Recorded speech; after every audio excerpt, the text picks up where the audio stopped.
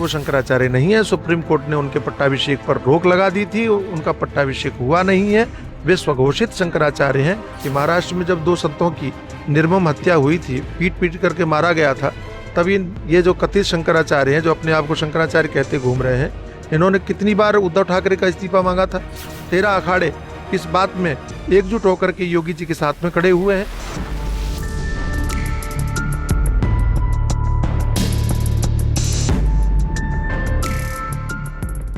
नमस्ते, मेरा नाम विवेक है और इस वक्त जो तस्वीर देख रहे हैं, ये तस्वीर ये बता रही है कि रौनक फिर से लौट चुकी है अखाड़ों में। साधु संत महात्मा एक बार फिर से निकल चुके हैं अमृत स्नान के लिए और यहाँ जिस तरीके की तस्वीर नजर आ रही है, उस तस्वीर में आपको दिख रहा होगा कि सबके चेहरे पर एक खुशी नजर आ रही है। जिस तरीके से मौनी अमावस्या के दिन जो घटना घटी, उसके बाद से कुछ चीज़ें खराब हुई, लेकिन अभी फिलहाल यहाँ पर सारी चीज़ें बेहतर हो गई हैं। अमृत स्नान के लिए निकलते हुए स्वामी श्री चिदम्बरानंद सरस्वती जी महाराज जी, नमो नारायण। नमो नारायण। रौनक फिर से लौट आई है अखाड़ों में, आप सभी के चेहरे पर वो खुशी नजर आ रही है, फिर से वो दृश्य दिखाई दे रहा है जिसकी हम सब ने कल्पना की थी। कैसे देख रहे हैं इसको? इसको ये मानना चाहिए कि संतों की जो सक्रियता है, प्रशासन की सक्रियता है, संतों की सहनशीलता है, संतों का संकल्प है और उन्होंने इस मेले को बचा लिया। योगी जी की निष्ठा है, उन्होंने इस मेले की परंपरा की रक्षा कर ली। जो कुछ घटित हुआ वो नहीं होना चाहिए था, लेकिन उसके बाद में मेला में जो उदासी होनी थी, लेकिन उसकी जगह दोबारा रौनक आ गई, जैसा कि आपने कहा और आपको दिखाई पड़ रहा है।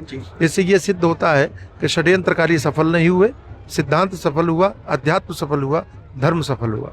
जी, अभी जिस तरीके से आज बसंत पंचमी का दिन है, आज आखिरी अमृत स्नान इसे कहा जा रहा है, क्या कहेंगे इस पर, जो लोग भी आ रखे हैं? परंपरा रही है सदैव से कि प्रमुखतः अपने प्रयागराज में 3 स्नान होते हैं, अमृत स्नान, मकर संक्रांति, मौनी अमावस्या और बसंत पंचमी।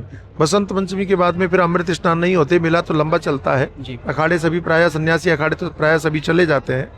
ऐसी स्थिति में लोगों का भी उत्साह था कि इस अमृत स्नान में सम्मिलित हों, लेकिन प्रशासन की थोड़ा अत्यधिक सक्रियता या कठोरता कहिए कि लोगों को इसमें सम्मिलित होने से थोड़ा रोका गया है, ताकि वो दोबारा घटना, ऐसी दुर्घटना न घटे। इस बार कोई आपको दिखाई नहीं पड़ रहा होगा, केवल रथ होंगे और रथों के साथ में जो भक्त लोग साथ में चलते हैं, उतनी लोगों को सीमित किया है। शंकराचार्य अवमुक्तेश्वरानंद सरस्वती जी का बयान चर्चाओं में है। 2 पक्ष में जो साधु संत हैं वो बट गए हैं, एक पक्ष उनका समर्थन कर रहा है, दूसरा पक्ष उनका विरोध कर रहा है। क्या कहेंगे जिस तरीके से उन्होंने ये कहा कि योगी जी को इस्तीफा देना चाहिए, योगी जी पर उन्होंने आरोप लगाया है, उन्होंने कहा कि ऐसा मुख्यमंत्री जब तक रहेगा तब तक घटनाएं होती रहेंगी। क्या कहेंगे शंकराचार्य जी के इस बयान पर? इससे बड़ा मूर्खतापूर्ण बयान नहीं हो सकता। पहली बात तो वो शंकराचार्य नहीं है, ये बात बहुत स्पष्ट रूप में होनी चाहिए। दूसरी बात, उनसे ये पूछा जाना चाहिए कि महाराष्ट्र में जब 2 संतों की निर्मम हत्या हुई थी, पीट पीट करके मारा गया था, तभी ये जो कथित शंकराचार्य हैं, जो अपने आप को शंकराचार्य कहते घूम रहे हैं, इन्होंने कितनी बार उद्धव ठाकरे का इस्तीफा मांगा था। संतों के मरने पर इनके मुंह से आह तक नहीं निकली। अब उनको कुंभ के इस पावन मेले के समय पर राजनीति दिखाई पड़ रही है।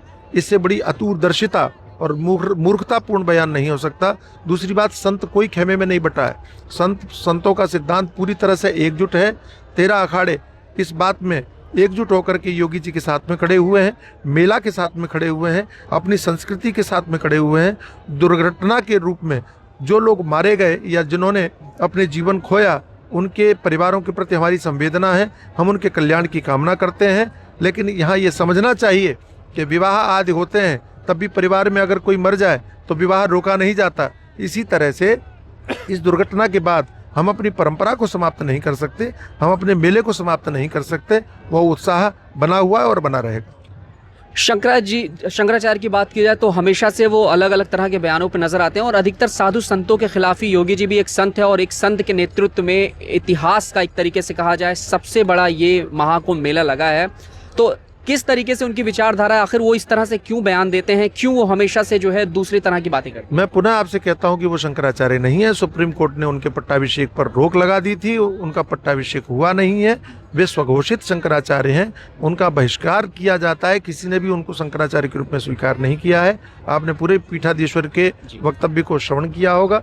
दूसरी बात, जिन अखिलेश यादव ने उनकी ठुकाई पिटाई की थी, उनके साथ में प्रसन्नता पूर्वक फोटो खिंचवाने में उस आदमी को शर्म नहीं आती है।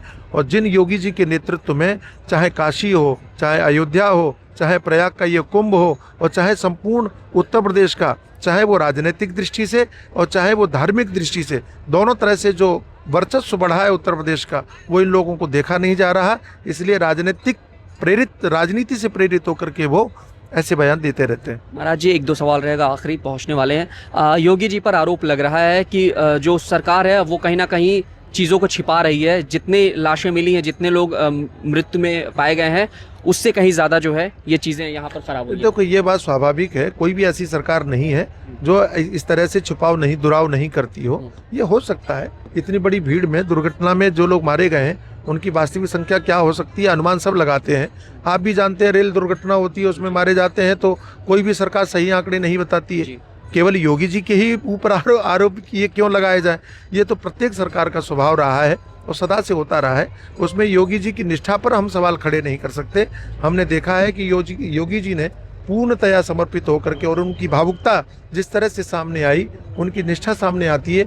वो केवल परिवार की राजनीति नहीं करते, वो पैसे के लिए राजनीति नहीं करते। वो एक गोरक्ष पीठाधीश्वर है, धन से संपन्न है व्यक्ति, और उन्होंने राजनीतिक लाभ अपने परिवार को नहीं दिया है। उन्होंने संपूर्ण जीवन धर्म और राष्ट्र के लिए समर्पित किया है। उसी भावना से काम कर रहे हैं। इस दृष्टि से भी देखा जाना चाहिए। महाराज जी, एक आखिरी सवाल मेरा ये रहेगा कि जो लोग भी डरे सहमे हुए हैं घटना से, अभी भी कुछ लोग ऐसे हैं जो उन्होंने प्लान कैंसिल कर दिया कि हम नहीं जाएंगे, वहां पर ऐसा हुआ, माहौल खराब है, क्या संदेश देना चाहेंगे उनके लिए? क्या सब सारी चीजें बेहतर हो गई हैं, उन्हें स्नान करने आना चाहिए? पता नहीं आपको किसने कह दिया कि कोई डरे सहमे। मेरे पास तो इतने फोन आ रहे हैं आने के लिए, मैं उनको रोक रहा हूँ कि भाई थोड़ा रुक जाओ, थोड़ा प्रतीक्षा कर लो, ये अमृत स्नान हो जाने दो, उसके बाद में आप आइएगा।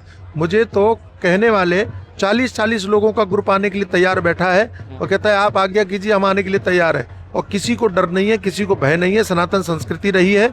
और आपको पता होना चाहिए कि जिस समय पर यहाँ पर अमृत मंथन हुआ था, समुद्र मंथन हुआ था, अमृत निकला था, जयंत अमृत के कलश को लेकर के भागा था, तब भी देवता और दैत्यों में भगदड़ मच गई थी। तो ये भगदड़ तो आरंभ से ही परंपरा हमारी रही है। इस कुंभ में भी भगदड़ मच गई, तो कोई नई बात नहीं हुई है, सदा से ये होता आया है। हाँ, जो परिवारजन हमारे जिन्होंने जीवन खोया है, उनके प्रति हमको हार्दिक संवेदना है, हम उनके कल्याण की कामना करते हैं। लेकिन कुंभ का न उमंग कम हुआ है, न उत्साह कम हुआ है। इसलिए हम सभी से ये प्रार्थना करते हैं कि आप, ये कुंभ अभी चलने वाला है, जिनको स्नान करने के लिए आया है वो निर्भय होकर के पधारे। नमो नारायण। बहुत धन्यवाद।